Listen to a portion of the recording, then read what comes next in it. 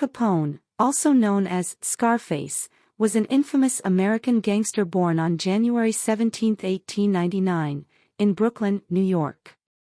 He became one of the most powerful and notorious mob bosses during the Prohibition era in the early 20th century. Capone's criminal career began as a member of the 5 Points Gang in New York City.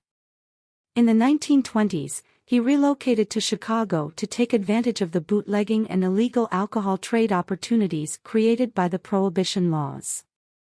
He quickly rose to prominence in the Chicago Outfit, a criminal organization that controlled various illegal activities, including bootlegging, gambling, and prostitution.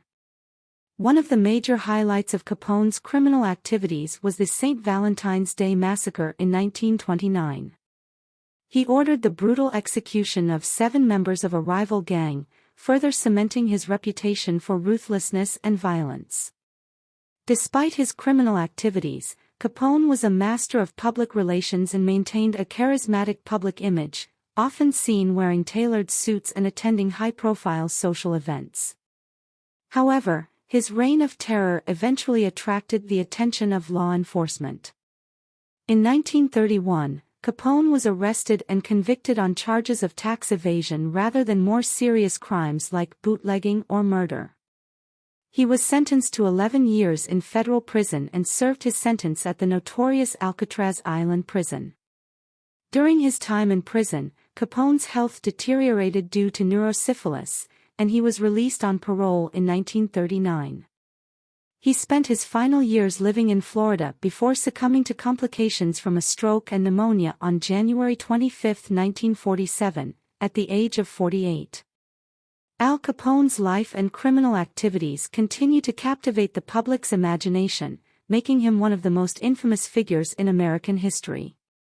His legacy as a ruthless gangster remains a significant part of the country's criminal folklore. Fun facts. 1. Al Capone's nickname, Scarface, was reportedly given to him after a bar fight in Brooklyn, where he was slashed across the face with a razor, leaving him with 3 prominent scars. 2.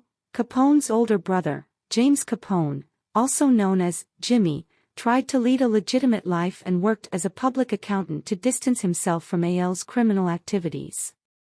3. Despite his violent reputation, Al Capone was a big fan of the opera and was known to attend performances at the Chicago Opera House.